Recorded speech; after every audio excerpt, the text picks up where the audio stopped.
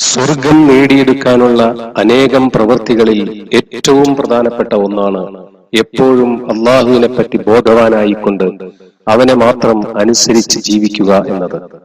അതുതന്നെയാണ് തഖ്വ എന്ന് പറയുന്നത്. നബി സല്ലല്ലാഹു അലൈഹി വസല്ലമയുടെ ഒരു മനോഹരമായ ഹദീസിൽ ഇങ്ങനെ കാണാം. നബി സല്ലല്ലാഹു അലൈഹി വസല്ലമയോട് അവിടുത്തെ ഒരു സഹാബി ഒരിക്കൽ ചോദിച്ചു, അല്ലയോ പ്രവാചകരെ, സ്വർഗത്തിൽ പ്രവേശിക്കുവാനായി എന്തെല്ലാം പ്രവൃത്തികളാണ് ഞാൻ ചെയ്യേണ്ടത്?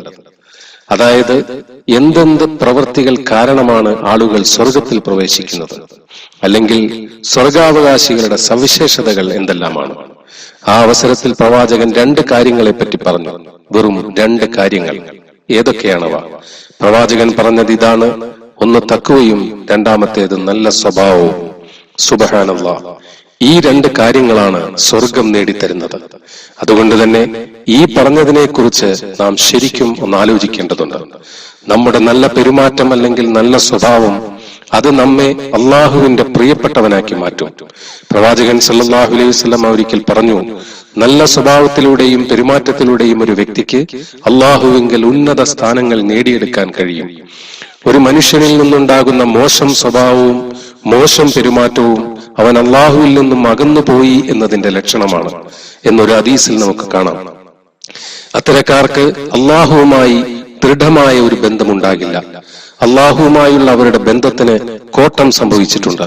അതുകൊണ്ടാണ് അവർക്ക് അവർ ആരാധിക്കുന്ന അള്ളാഹുവിന്റെ സൃഷ്ടികളായ മറ്റുള്ളവരെ ബഹുമാനിക്കാൻ കഴിയാത്തത്. അള്ളാഹു നമ്മെ കാത്തുരക്ഷിക്കുമാറാകട്ടെ. അതുകൊണ്ട് ഒരു കാര്യം ഉറപ്പാണ്, നിങ്ങളുടെ സൽസ്വഭാവം നിങ്ങളുടെ ഭക്തിയുടെ ലക്ഷണമാണ്. നിങ്ങൾക്ക് അള്ളാഹുവിനോടുള്ള ശരിയായ ഭക്തി അല്ലെങ്കിൽ ഈമാൻ നിങ്ങളുടെ സ്വഭാവത്തിലൂടെ തന്നെ തിരിച്ചറിയാൻ കഴിയും. ഇത് നമ്മുടെ ജീവിതത്തിലെ വളരെ പ്രധാനപ്പെട്ട ഒരു കാര്യമാണ്. അതുകൊണ്ട് തന്നെ വളരെ ശ്രദ്ധയോടെയും കഠിന പരിശ്രമത്തിലൂടെയും സൽസ്വഭാവം നമ്മുടെ ജീവിതത്തിൽ നാം കൊണ്ടുവരേണ്ടതുണ്ട്. അതേ ഹദീസിൽ തന്നെ ഇങ്ങനെ വീണ്ടും കാണാം. സഹാബാക്കൾ നബി സല്ലല്ലാഹു അലൈഹി വസല്ലമയോട് ചോദിച്ചു, അല്ലയോ പ്രവാചകരെ, നരകത്തിന്റെ ആളുകളെ പറ്റി പറഞ്ഞാലും എന്താണ് അവരുടെ പ്രത്യേകതകൾ? മറുപടിയായി പ്രവാചകൻ പറഞ്ഞ 2 കാര്യങ്ങൾ നിങ്ങളെ നരകത്തിൽ കൊണ്ടെത്തിക്കും. ഒന്ന് നിങ്ങളുടെ നാക്ക്, 2 നിങ്ങളുടെ സ്വകാര്യ അവയവം. അള്ളാഹു നമ്മെ കാത്തുരക്ഷിക്കുമാറാകട്ടെ. ഇങ്ങനെ കാണാം, പ്രവാചകൻ അവിടുത്തെ സഹാബാക്കളോട് പറഞ്ഞു, നിങ്ങളിൽ ആരെങ്കിലും അവന്റെ താടിയെല്ലുകൾക്കിടയിലുള്ളതിന്റെയും, അതായത് നാക്കിന്റെയും, പിന്നെ അവന്റെ തുടയെല്ലുകൾക്കിടയിലുള്ളതിന്റെയും, അതായത് അവന്റെ സ്വകാര്യ അവയവത്തിന്റെയും കാര്യത്തിൽ എനിക്ക് ഉറപ്പ് നൽകിയാൽ ഞാൻ അവന് പകരം സ്വർഗത്തിൽ ഒരു സ്ഥാനം വാഗ്ദാനം നൽകാം. ഇതിനെക്കുറിച്ച് ശരിക്കും മനസ്സിലാക്കേണ്ടതുണ്ട്. അതായത് നിങ്ങളുടെ ദുർനടപടി നിങ്ങളെ നരകത്തിൽ കൊണ്ടെത്തിക്കും. അതുപോലെ തന്നെ നിങ്ങളുടെ നാക്കും ഒരുപക്ഷെ നിങ്ങളുടെ നരകപ്രവേശനത്തിന് കാരണമായി മാറിയേക്കാം. അള്ളാഹു ഖുർആനിൽ പറയുന്നത് കാണാം, അള്ളാഹുവിലേക്ക് ക്ഷണിക്കുകയും സൽക്കർമ്മങ്ങൾ പ്രവർത്തിക്കുകയും ഞാൻ മുസ്ലിങ്ങളിൽ പെട്ടവനാണെന്ന് പ്രഖ്യാപിക്കുകയും ചെയ്തവനേക്കാൾ നല്ല വചനം ഒഴിഞ്ഞ ആരുണ്ട്?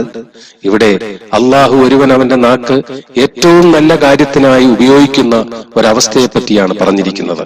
അതായത് നാവുകൊണ്ട് നല്ലത് സംസാരിച്ചുകൊണ്ട് അള്ളാഹുവിന്റെ മാർഗത്തിലേക്ക് ആളുകളെ ക്ഷണിക്കുന്നതിനെ പറ്റി. കൂടാതെ അവൻ സൽക്കർമ്മങ്ങൾ പ്രവർത്തിക്കുകയും ചെയ്യുന്നു.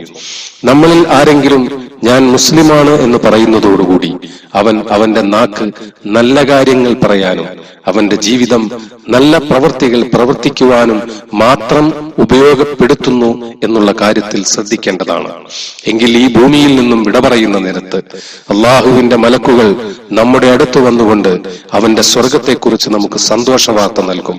ഇക്കാര്യം സൂറത്ത് സുമറിൽ അള്ളാഹു വളരെ മനോഹരമായി വിവരിച്ചിട്ടുണ്ട്. അതായത് മരണത്തിന് തൊട്ടുമുമ്പുള്ള സമയത്ത് മലക്കുകൾ നമ്മുടെ അടുത്ത് വരും. എന്നിട്ട് നമ്മളെ ആശ്വസിപ്പിക്കുകയും സന്തോഷ വാർത്ത അറിയിക്കുകയും ചെയ്തുകൊണ്ട് ഇങ്ങനെ പറയും, വിഷമിക്കണ്ട, ഭയപ്പെടണ്ട, നിങ്ങൾ പുറപ്പെടുന്നത് അതിമനോഹരമായ ഒരിടത്തേക്കാണ്. അത്തരം സൗഭാഗ്യവാന്മാരുടെ കൂട്ടത്തിൽ അള്ളാഹു നമ്മയും കുടുംബത്തെയും ഉൾപ്പെടുത്തട്ടെ. സുഹൃത്തുക്കളെ, നാളെ പരലോകത്ത് നമ്മെ സ്വർഗത്തിലോ നരകത്തിലോ എത്തിക്കുവാനുള്ള ഒരു പ്രധാനപ്പെട്ട ഘടകം നമ്മുടെ നാക്ക് തന്നെയാണ്. അതുകൊണ്ട് നാവിന്റെ കാര്യത്തിൽ നമ്മൾ വളരെ ജാഗ്രത പാലിക്കണം. അള്ളാഹുവെ, അതിനുള്ള ശക്തി നൽകി ഞങ്ങളെ നീ അനുഗ്രഹിക്കണമേ.